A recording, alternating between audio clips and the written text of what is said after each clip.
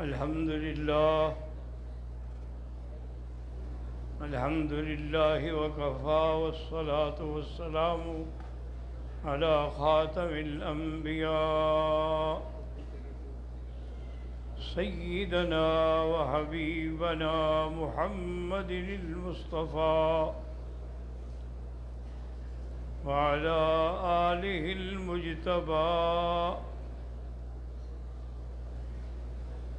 اللهم صل على سيدنا محمد النبي الأمي الهاشمي وعلى آله وأصحابه نجوم الهدى. أما بعد فقد قال الله تبارك وتعالى في القرآن المجيد والفرقان الحميد: أعوذ بالله من الشيطان الرجيم. بسم الله الرحمن الرحيم. لقد رضي الله عن المؤمنين إذ يبايعونك تحت الشجرة فعلم ما في قلوبهم وأنزل السكينة عليهم وأثابهم فتحا قريبا. قال النبي صلى الله عليه وسلم: ما زر عثمان ما عمل بعد اليوم، أو كما قال النبي صلى الله عليه وعلى آله وسلم. صدق الله العلي العظيم وصدق رسوله النبي الكريم، ونحن على ذلك لمن الشاهدين ومن الشاكرين، والحمد لله رب العالمين. برادران اسلام، الحمدللہ اللہ تبارک و تعالیٰ کی توفیق سے چند دنوں سے ہم اصحاب رسول صلی اللہ علیہ وسلم کے فضائل بھی مناقب بھی ذکر کر رہے ہیں، اور اسی میں ہماری نجات ہے انشاءاللہ۔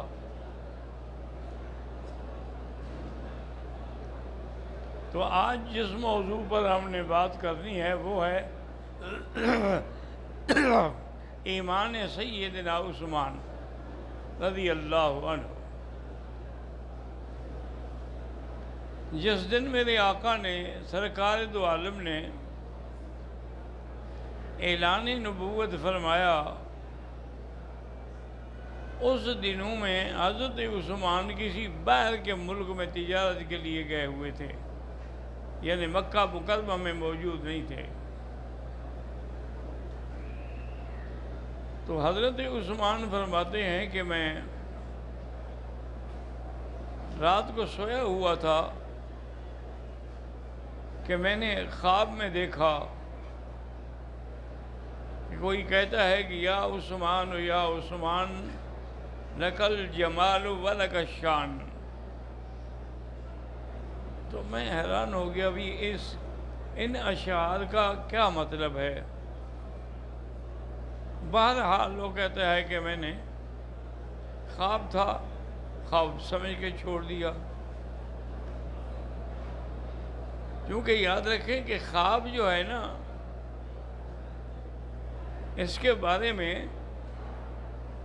اچھی طرح مسئلہ سمجھ رہے ہیں کہ ایک تو انبیاء کا خواب ہے کہ کوئی نبی خواب دیکھتا ہے، وہ تو ایسے ہوتا ہے جیسے اللہ کا وحی ہو،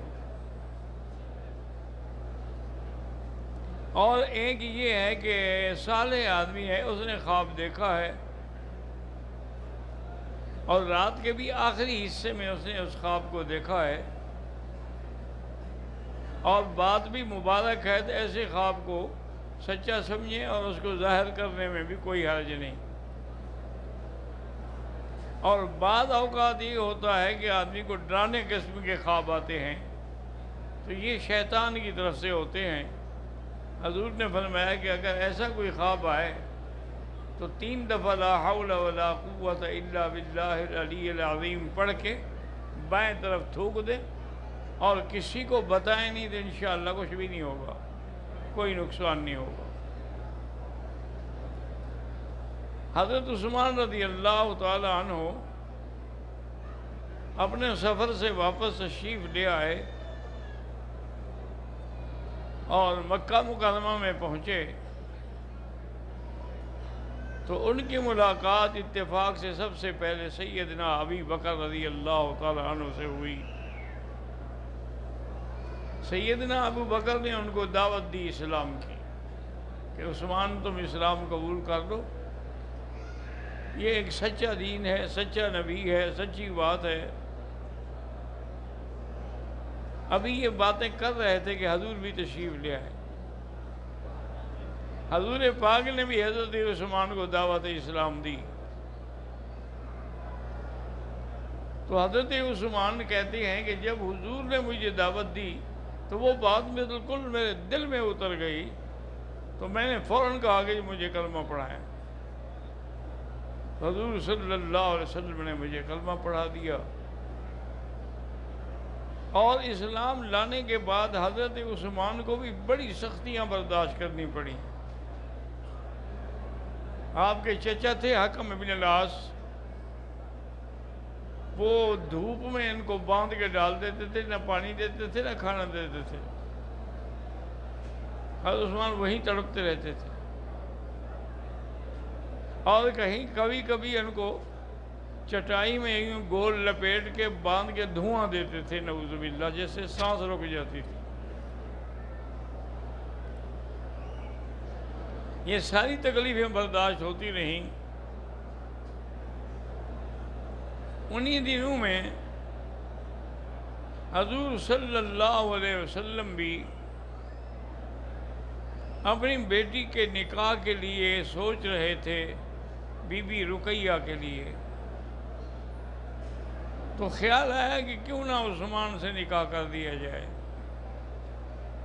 تو حضرت عثمان سے بی بی رقیہ کا نکاح ہوا، اور کچھ لوگ مکے والوں کے مظالم سے تنگ آ کر حبشہ کے لیے تیار ہوئے،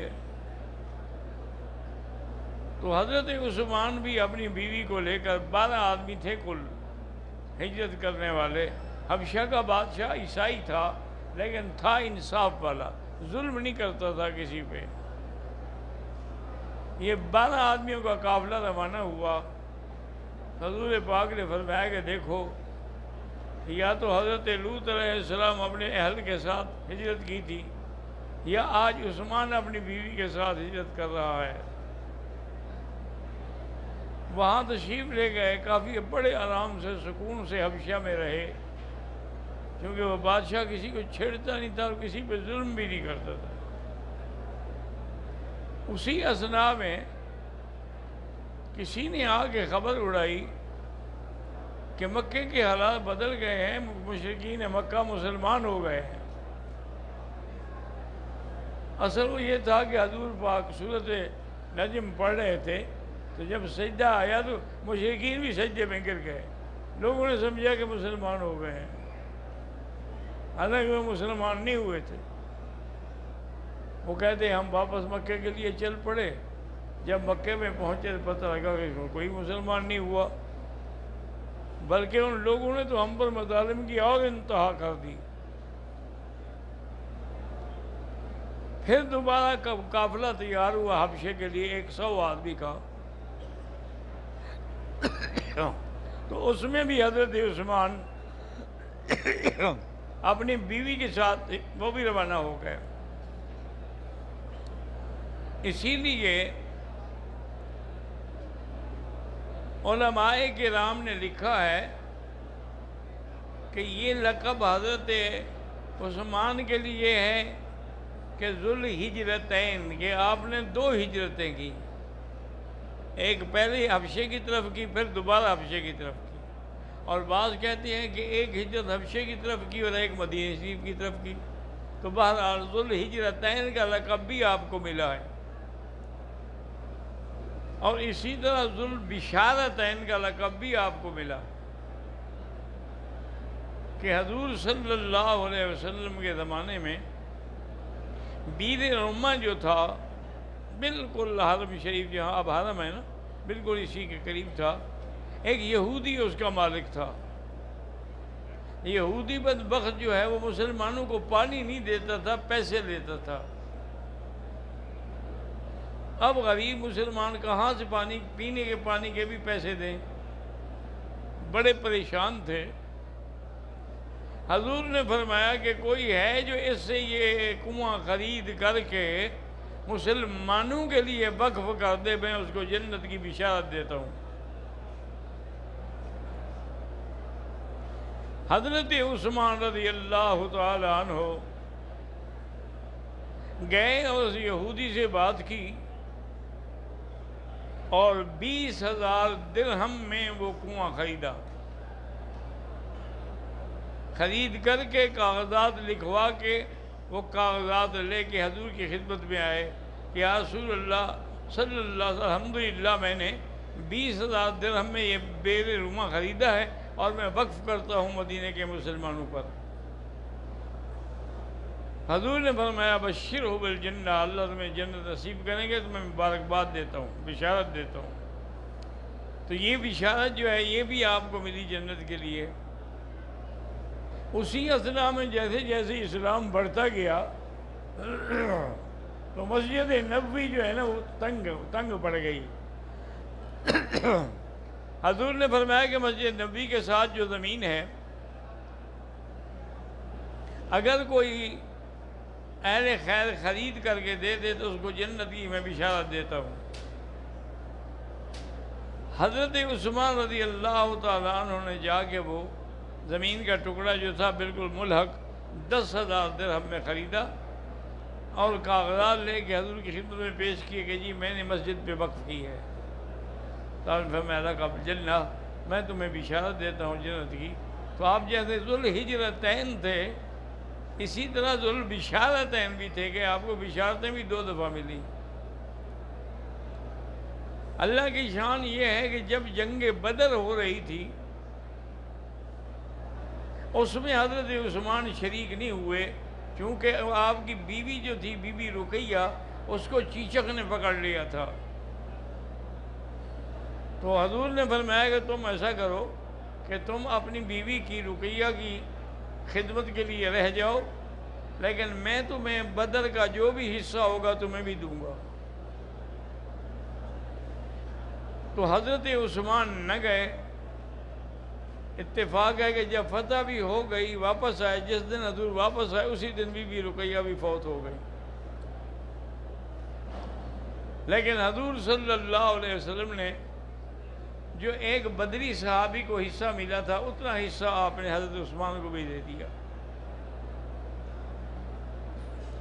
اور بی بی رقیہ کی وفات کے بعد حضرت عثمان رضی اللہ تعالی عنہ انتہائی اداس اور پریشان رہنے لگے۔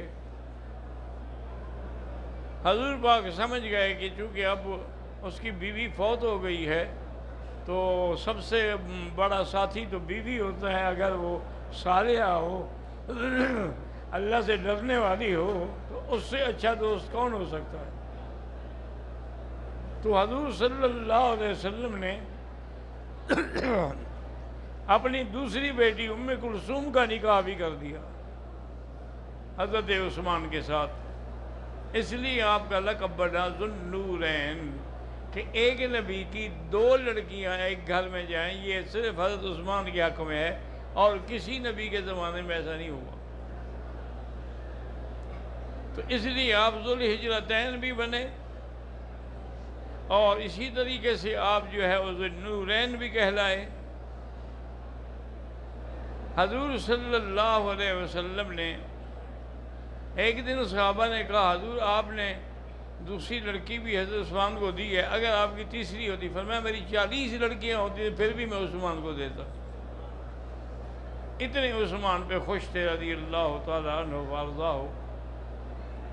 تو یہ سارے مقامات جو تھے حضرت عثمان رضی اللہ تعالیٰ عنہ کو ملے۔ ایک دن سیدنا علی رضی اللہ تعالیٰ عنہ اور حضور صلی اللہ علیہ وسلم بیٹھے تھے مسجد میں،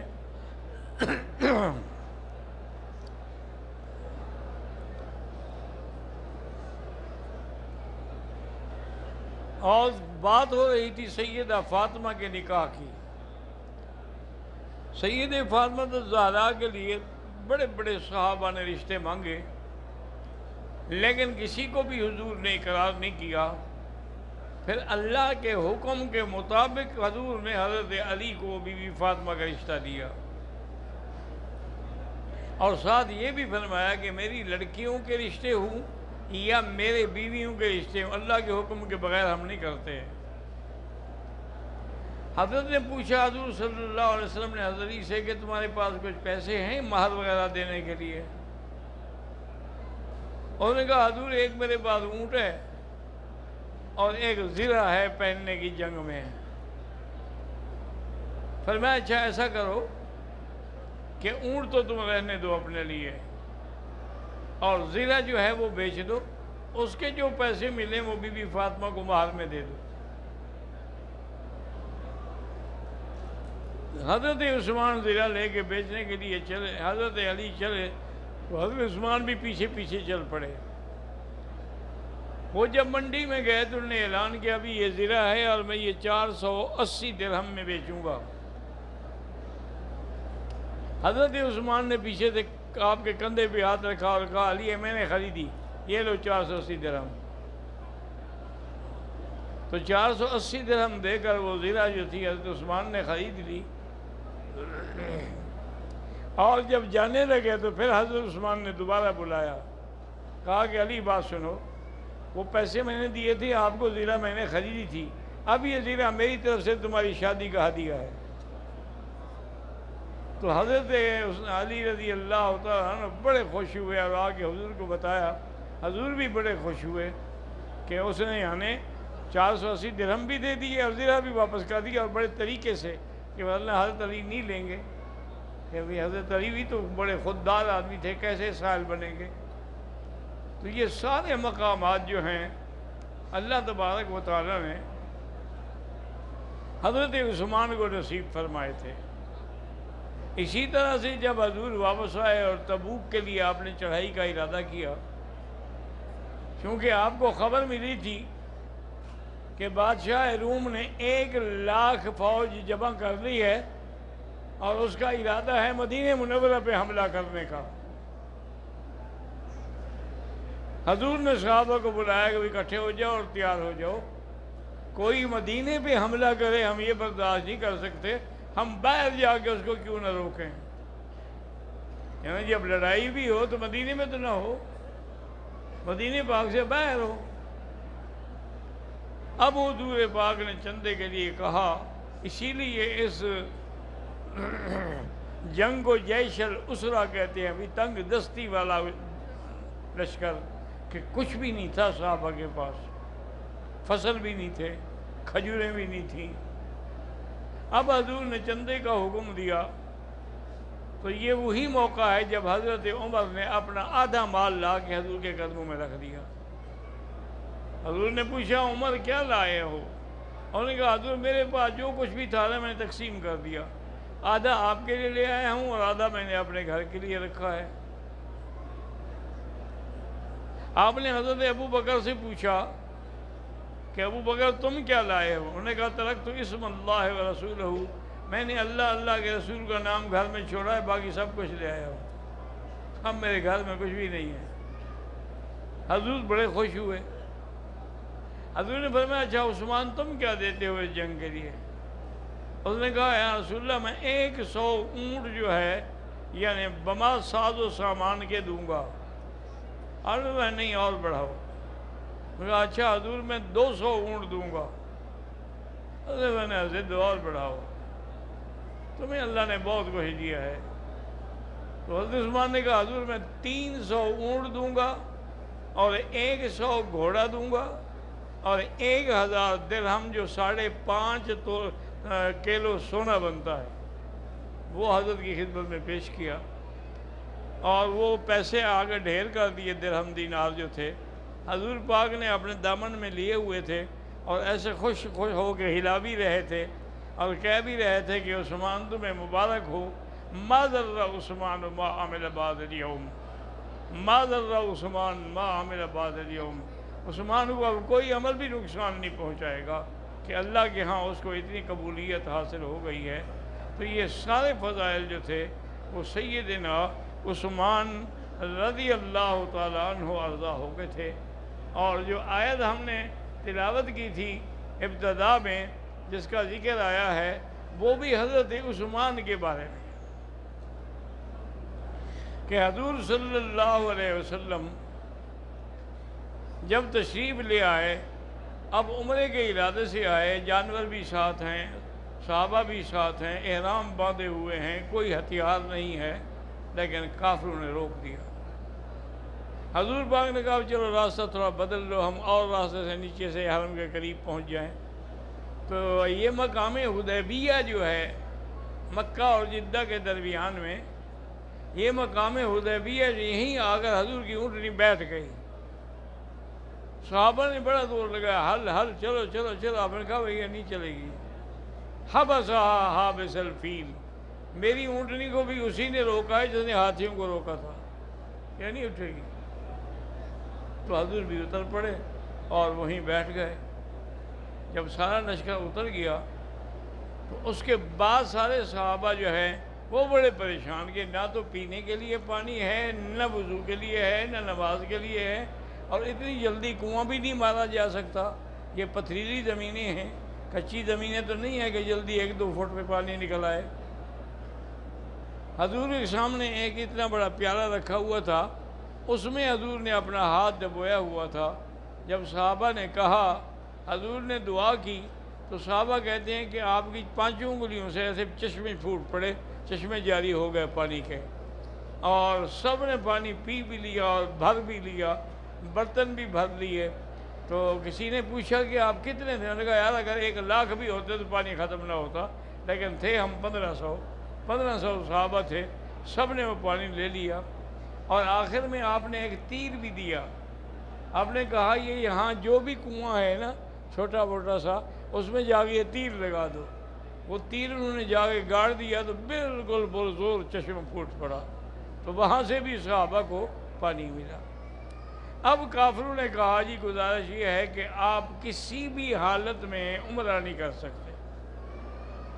حضور نے فرمایا اللہ کے بندو، میں جنگ کرنے نہیں آیا، ہم نے احرام باندھے ہوئے ہیں، قربانی کے جانور ہمارے ساتھ ہے، کوئی اسلحہ ہمارے پاس نہیں ہے، ہم کوئی لڑنے آئے ہیں، ہمیں صرف 1 دن کی مہلت دے دو، ہم طواف کر لیں، عمرہ کر لیں، اور اس کے بعد ہم واپس چلے جائیں گے۔ انہوں نے کہا جی نہیں، ہماری توہین ہے کہ آپ ہماری اجازت کے بغیر کیوں آئے ہیں؟ بھائی اللہ کا حرم ہے، اس میں آپ کی اجازت کا کیا مطلب؟ انہوں نے کہا کہ جی نہیں، ہم اجازت نہیں دیتے۔ اب مشورہ ہوا، حضور نے حضرت عمر کو بلایا رضی اللہ عنہ اور کہا کہ عمر تم جاؤ اور مکے والوں کو سمجھاؤ، چونکہ تمہارا روب ہے، دبدبہ ہے، ہو سکتا ہے تمہاری بات سمجھ جائے۔ اس نے کہا حضور بات یہ ہے کہ میں تو حاضر ہوں، لیکن میرے جانے سے کام کچھ بگڑ جائے گا، بنے گا نہیں۔ حضور نے فرمایا وہ کہتے ہیں، کہا یا رسول اللہ میں نے تو ہر موقع پر کافروں کو قتل کرنے کا حکم دیا ہے، تو میری بات کون مانے گا؟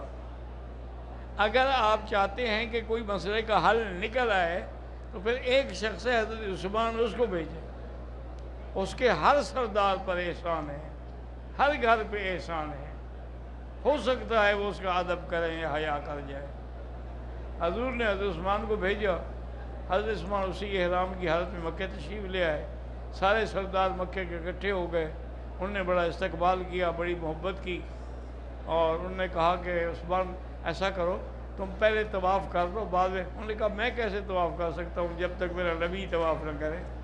کیف اطوف بالبیت، عجیب بات ہے کہ میں طواف کر لوں، میں کیسے طواف کر لوں؟ انہوں نے کہا پھر تمہاری مرضی، تم بھی نہیں کرتے تو نہ کرو. انہوں نے کہا اجازت دے دو، مہربانی کرو. انہوں نے کہا نہیں، ہم اجازت نہیں دے سکتے.